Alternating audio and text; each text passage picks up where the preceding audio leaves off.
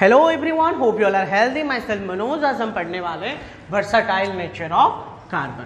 तो अगर मैं यहाँ पे कार्बन के बारे में बात करूँ तो कार्बन हमारा इतना वर्सटाइल है, अकेले कार्बन का ही क्या है ना, मोर देन 5 मिलियन कंपाउंड्स है, मोर देन 5 मिलियन कंपाउंड्स, और यू कैन से मोर देन 50 लाख कंपाउंड्स।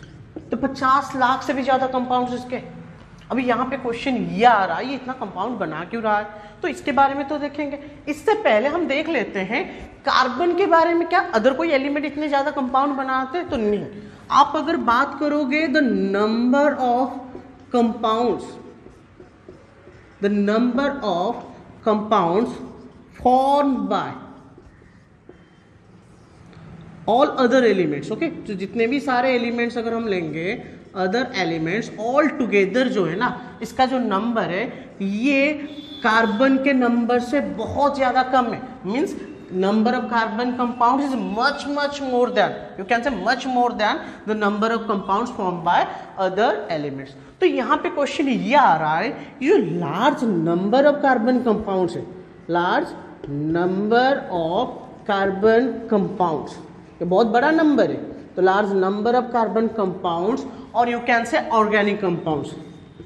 तो देखो ऑर्गेनिक कंपाउंड्स हमारे वो कंपाउंड्स हैं, आप उनको बोल सकते हैं जिस कंपाउंड के बीच में आपको कार्बन और हाइड्रोजन के बॉन्ड मिलेंगे, आप उसी केमिकल कंपाउंड को ऑर्गेनिक कंपाउंड बोल सकते हो। तो simply organic compound means any chemical compound, आप यहाँ पे इसको डिफाइन भी कर सकते हो, एनी केमिकल कंपाउंड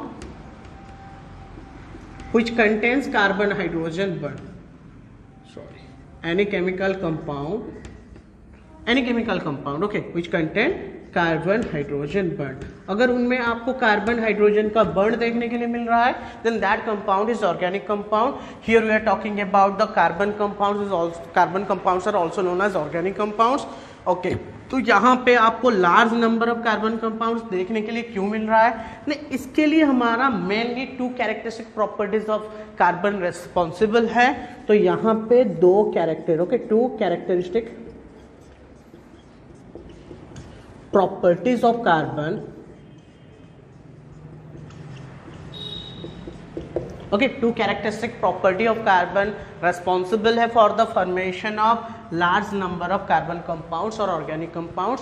और ये दोनों प्रॉपर्टी क्या है? तो पहला वाला आपका है टेट्रावैलेंसी।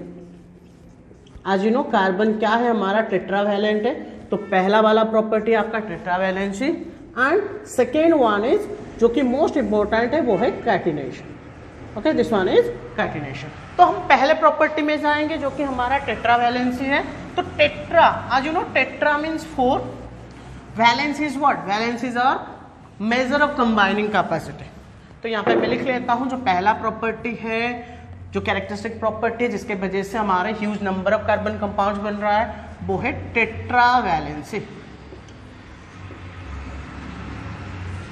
तो देखो टेट्रा का मतलब जो है वो है 4, tetra means 4। Valency is what, valency is major of combining capacity. तो ये कंबाइनिंग कैपेसिटी का मेजर है, ठीक है। तो valency is major of combining capacity. तो यहां पे कार्बन टेट्रावैलेंट क्यों हुआ? तो देखो कार्बन की अगर हम बात करेंगे, atomic number is 6, so carbon atomic number is 6, so its electronic configuration is 2,4। and as you know previous video में डिस्कशन किया गया है, कार्बन क्यों हमारा इसका कैटायन नहीं बना सकता है, C4+ आयन नहीं बना सकता है, और इसका अनायन नहीं बना सकता है। अगर आपको डिटेल में जानना है तो आप प्रीवियस वीडियो देख सकते हो कार्बन एंड इट्स कंपाउंड का, उसके अंदर मैंने बताया है कार्बन क्यों कोवैलेंट कंपाउंड बनाता है। तो यही चीज़ है, ये टेट्रावैलेंट होने की वजह से आप बोल सकते हो the energy consideration, the energy consideration, the energy consideration do not allow carbon to lose or gain, to lose or gain electrons. कितने इलेक्ट्रॉन? यहाँ पे 4 इलेक्ट्रॉन, ओके। तो 4 इलेक्ट्रॉन यहाँ ये लूज नहीं कर सकता और गेन नहीं कर सकता। तो इस वजह से देयरफॉर ये क्या कर रहा है, सो देयरफॉर इसके पास ओनली वन ऑप्शन है। ये क्या करता है, इलेक्ट्रॉन शेयर करता है। और अभी यहाँ पे क्वेश्चन ये आ रहा है इलेक्ट्रॉन शेयर क्यों करेगा, ऑब्वियसली टू अटेंड ऑक्टेट। तो ये अपने ऑक्टेट के लिए, किसके लिए, ऑक्टेट स्टेट के लिए इलेक्ट्रॉन शेयर करता है और इलेक्ट्रॉन शेयर करके अपना कोवैलेंट कंपाउंड बनाता है। ठीक है, और ये जो कोवैलेंट कंपाउंड है वो अगर आप यहाँ पे वो कार्बन एक इलेक्ट्रॉन शेयर कर रहा है तो सिंगल कोवैलेंट बॉन्ड मिलेगा, अगर 2 इलेक्ट्रॉन शेयर करेगा तो डबल कोवैलेंट बॉन्ड मिलेगा, अगर 3 इलेक्ट्रॉन कार्बन शेयर करेगा तो वो ट्रिपल कोवैलेंट बॉन्ड मिलेगा। तो कार्बन के पास बहुत सारे ऑप्शन है। ठीक है, तो यहाँ पे कार्बन इलेक्ट्रॉन लूज नहीं करता है और गेन नहीं करता है, it only share electron with other atom. यहाँ पे अदर एटम में आप देख सकते हो ऑक्सीजन के साथ शेयर कर सकता है।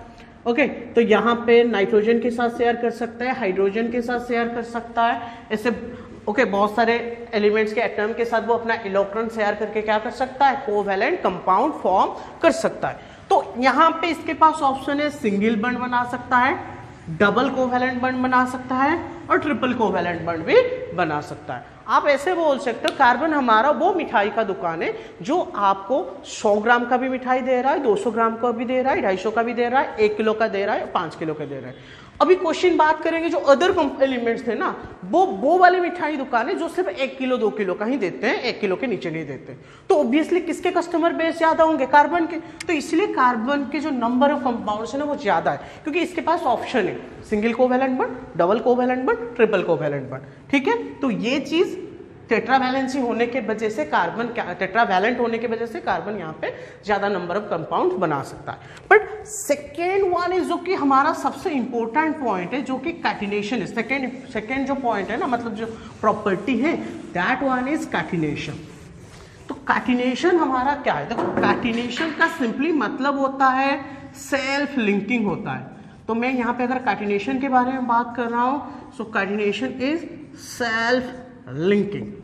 तो ये ऐसा नहीं है सिर्फ कार्बन के एटम के केस में, बट कार्बन के केस में कैटिनेशन जो एबिलिटी है बहुत ज्यादा है। ओके, इसलिए हम कार्बन के लिए पढ़ रहे हैं, कार्बन के प्रॉपर्टी में। तो आप बोल सकते हो it is property, the property और एबिलिटी भी बोल सकते हो, द प्रॉपर्टी और एबिलिटी ऑफ कार्बन। तो किसके बारे में हम पढ़ रहे हैं, किसके कैरेक्टरिस्टिक प्रॉपर्टी, कार्बन के बारे में। तो ऑब्वियसली द प्रॉपर्टी और ability of carbon due to which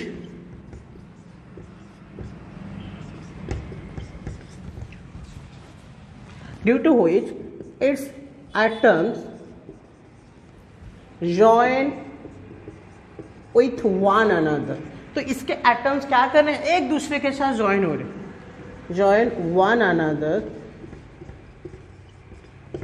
to form long chain of carbon. तो यहां पे आपको लॉन्ग चेन ऑफ क्या मिलेगा, लॉन्ग चेन ऑफ कार्बन मिलेगा। ठीक है, तो यहां पे वो क्या कर रहे हैं, कैटिनेशन, बोवल catenation is what, it's a property और ability of carbon due to which its atoms join with one another to form long chain of carbon. तो यहां पे हम जो बात कर रहे हैं लॉन्ग चेन ऑफ कार्बन, आपको 3 टाइप ऑफ चेन देखने के लिए मिलेगा।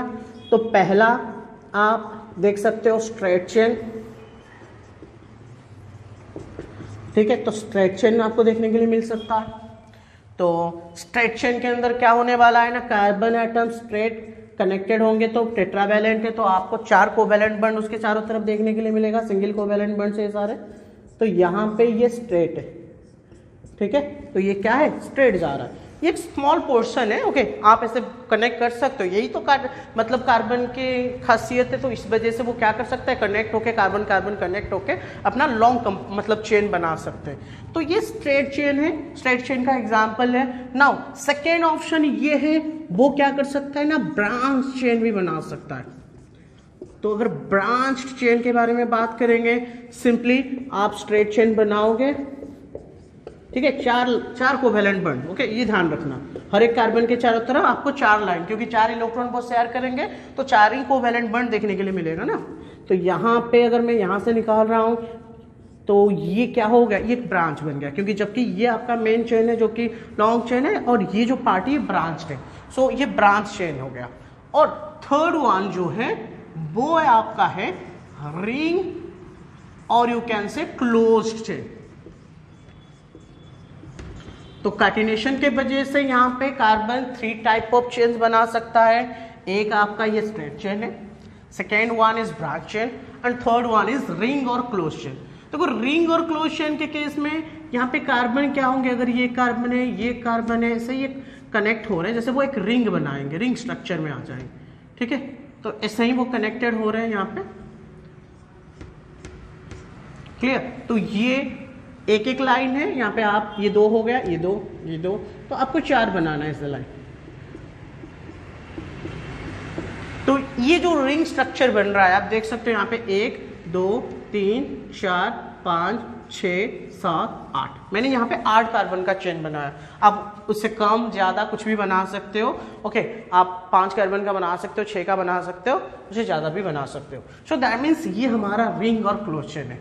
नाउ क्वेश्चन इज व्हाट, क्या कार्टिनेशन एबिलिटी सिर्फ कार्बन के केस में? तो नहीं, कार्टिनेशन एबिलिटी कार्बन के केस में मैक्सिमम है, ऐसा नहीं सिर्फ कार्बन के केस में। अगर हम बात करेंगे अगर हम बात करेंगे कार्बन के ग्रुप के बारे में, तो आप अगर मॉडर्न पीरियडिक टेबल में जाओगे, आपको पता है मॉडर्न पीरियडिक टेबल में हमारा यहाँ पे आपको 18 ग्रुप्स मिलेंगे, ठीक है, वर्टिकल कॉलम्स मिलेंगे। तो ये आपका फर्स्ट ग्रुप है जहाँ पे हाइड्रोजन होगा, देन सेकेंड ग्रुप, और 3 से जो 18 तक ग्रुप, 3 से जो 12 तक ग्रुप है ना, वो ट्रांजिशन मेटल्स के ग्रुप है। ये आपका अल्काली मेटल है और ये अल्काली अर्थ मेटल है। नाउ 13th जो ग्रुप है वो आपका बोरोन का फैमिली है, एंड देन 14th वाला जो है वो कार्बन फैमिली है। तो कार्बन के बारे में हम बात करेंगे तो कार्बन ग्रुप में जो कि 14th ग्रुप है, तो इसके नीचे आपको मिलेगा सिलिकॉन, देन आपको देखने के लिए मिलेगा जर्मानियम, देन आपको देखने के लिए मिलेगा क्या, टीन, देन आपको देखने के लिए मिलेगा लेड। तो इन सब में कार्टिनेशन एबिलिटी है, बट प्रॉब्लम इज व्हाट, ये जो कार्टिनेशन एबिलिटी ना, जब हम इस ग्रुप में हम नीचे की तरफ जाएंगे ये कार्टिनेशन एबिलिटी डिक्रीज होता जाता है। इसका रीजन क्या है? क्योंकि जब हम कार्बन के बारे में बात करते हैं, कार्बन का अगर मैं यहाँ पे बना रहा हूँ तो कार्बन के K सेल में हमारे यहाँ पे 2 इलेक्ट्रॉन आपको देखने के लिए मिलेगा, और अगर ये L सेल है तो यहाँ पे आपको बाकी कितने इलेक्ट्रॉन है, 4, सॉरी यहाँ पे 2 मैंने बना दिया, तो यहाँ पे आपको 4 इलेक्ट्रॉन देखने के लिए मिलेगा। रीजन क्या है? क्योंकि कार्बन का इलेक्ट्रॉनिक कन्फिग्रेशन 2 4, क्योंकि एटॉमिक नंबर 6 है, तो K सेल में 2 इलेक्ट्रॉन, L सेल में 4। सेम टाइम अगर मैं यहाँ पे सिलिकॉन का बनाऊं तो सिलिकॉन पता है इसका एटॉमिक नंबर 14 है, तो 14 है तो इलेक्ट्रॉनिक कन्फिग्रेशन क्या होने वाला है, 284। तो मतलब यहाँ पे और एक एक्स्ट्रा सेल यहाँ पे एग्जिस्ट करता है, मतलब यहाँ पे K सेल में तो 2 इलेक्ट्रॉन आ गए, K shell, then L shell के अंदर आपको 8 इलेक्ट्रॉन देखने के लिए मिलेगा। L सेल के अंदर हमें यहाँ पे 8 इलेक्ट्रॉन देखने के लिए मिलेगा। देन सिर्फ यहाँ तक होता तो साइज बराबर से होता, बट बराबर नहीं, इसका साइज छोटा होता, बट यहाँ पे और एक सेल है इसके पास, और वो वाला सेल जो है वो है हमारा M सेल, यहाँ पे KLM, तो इसके पास 3 सेल है, और M सेल में अगेन यहाँ पे आपको 4 इलेक्ट्रॉन देखने के लिए मिलेगा। तो इस वजह से यहाँ पे जब हम किसी भी ग्रुप में नीचे की तरफ जाते हैं तो वहाँ पे एटॉमिक साइज जो है वो बढ़ता जाता है, और एटॉमिक साइज बढ़ने पर क्या होता है ना, जो कोवैलेंट बॉन्ड स्ट्रेंथ है वो डिक्रीज होता है, ठीक है। एटॉमिक साइज बढ़ने पर कोवैलेंट बॉन्ड स्ट्रेंथ जो है वो डिक्रीज होता है, और वही कोवैलेंट बॉन्ड स्ट्रेंथ अफेक्ट करता है कार्टिनेशन को।